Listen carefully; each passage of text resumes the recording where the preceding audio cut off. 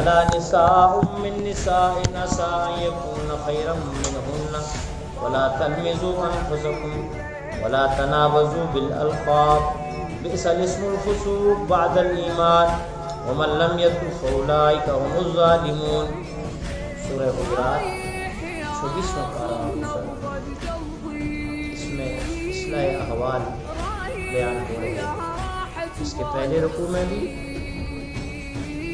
جناب نبی کریم صلی اللہ علیہ وسلم کی مجلس کے آداب کا بیان ہوا اور پھر ہفتے اعمال کا ذکر ہوا کہ بہت سارے انسان کے اعمال ایسے ہوتے ہیں یا کرتوت ایسے ہوتے ہیں یا بدعمالیاں ایسی ہوتی ہیں جن کی وجہ سے نیکیاں ضائع ہو جاتی ہیں. کیا ہو جاتی ہیں؟ نیکیاں ضائع ہو جاتی ہیں.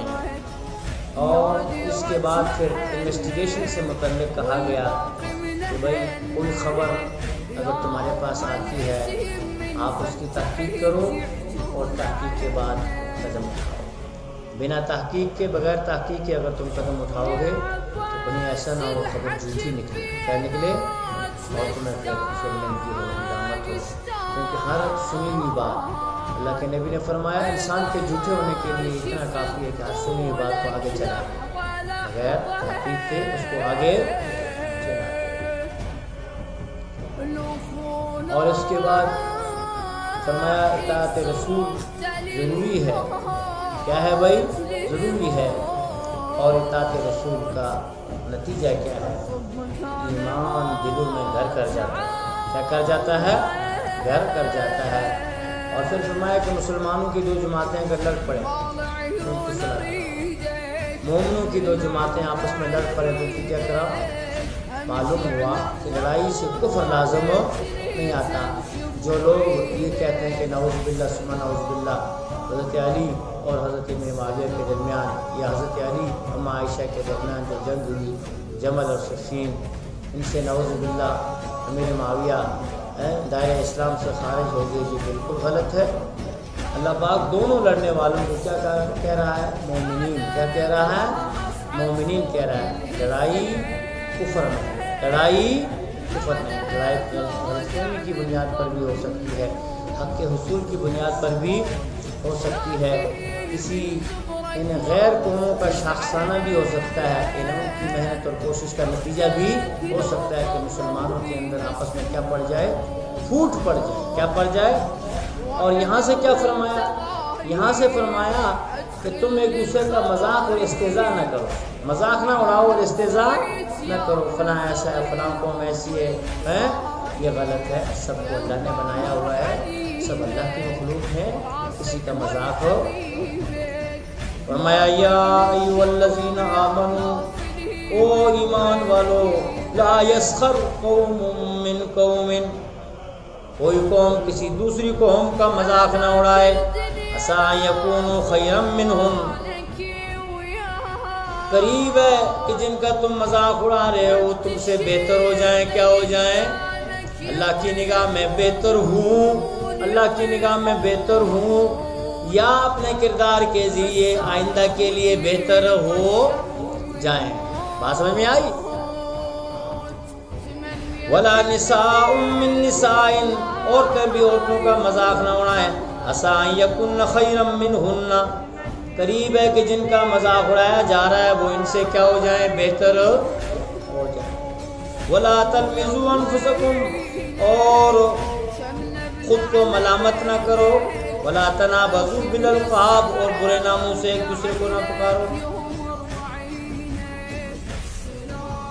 یہ اصلاح معاشرہ کے احوال کیا ہے بھائی؟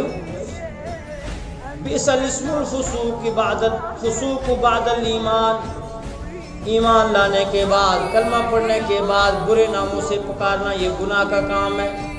کون سا کام ہے؟ گناہ کا کام ہے. ومن لم یتب فاولئک هم الظالمون، جو توبہ نہیں کرے گا وہ ظالم ہوگا. یہاں تو نام بھی بگاڑ دیتے ہیں. غلام محمد کو غامہ کہہ دیتے ہیں، غلام احمد کو آمدہ کہہ دیتے ہیں، اور اسی طرح بہت سارے نام ہیں جن کو بگاڑا ہوا ہے. غلام مصطفیٰ کو موسیٰ کہہ دیتے ہیں. کیا کہہ دیتے ہیں؟ کہ نام بگاڑنا کیا ہے بھائی؟ گناہ. کون سا کام ہے؟ فرمایا یا ایھا الذین آمنوا، وہ ایمان والو، اجتنبوا کثیرا من الظن، برے خیالوں سے بچو، برے گمانوں سے بچو۔ گمان بنا لیتے ہیں فلاں آدمی ایسا ہے، کسی سے کوئی بات سنی اس کے متعلق یہ گمان بنا لیا کہ یہ غلط آدمی ہے۔ کیا ہے بھائی؟ غلط آدمی۔ فرمایا ان بعض الظن اسم، بے شک بعض گمان گناہ ہے، ولا تجسسوا، ایک دوسرے کی کھوج میں نہ لگو، کون کیا کھاتا ہے، کیا کرتا ہے، کیا کماتا ہے، تم اپنے کام سے کام رکھو، تمہیں کسی کی کھوج میں لگنے کا کیا مقصد؟ ولا یغتب بعضکم بعضا، اور بعض کی غیبت نہ کریں، یعنی پس پشت پس پردہ اس کے عیبوں کا ذکر نہ کریں۔ ایحب احدکم ان یاکل لحم اخیہ میتا فکرہتموہ، کیا تم میں سے کوئی اس بات کو پسند کرتا ہے کہ اپنے مردہ بھائی کا گوشت کھائے؟ غیبت کرنا اور مردہ بھائی کا گوشت کھانا ایک جیسا ہے۔ فکرہتموہ، تم اس کو ناپسند کرو گے۔ اگر مردہ بھائی کا گوشت کھانا ناپسند کرتے ہو پھر غیبت کو بھی کیا کرو؟ ناپسند کرو۔ واتقوا اللہ، اللہ کی نافرمانی سے بچو۔ ان اللہ تواب الرحیم، بے شک اللہ پاک توبہ قبول کرنے والا ہے اور اپنے بندوں پر رحم و کرم کرنے والا ہے۔ یا ایھا الناس، اور وہ زمین پہ رہنے والے انسانوں، انا خلقناکم من ذکر و انثی، ہم نے پیدا کیا تمہیں میل اور فیمیل میں، میل اور مذکر مؤنث، نر اور مادہ۔ وَجَعَلْنَاكُمْ شُعُوبًا وَقَبَائِلَ، تمہارے خاندان بنائے، قبیلے بنائے، لِتَعَارَفُوا، تاکہ پہچان میں آسانی رہے۔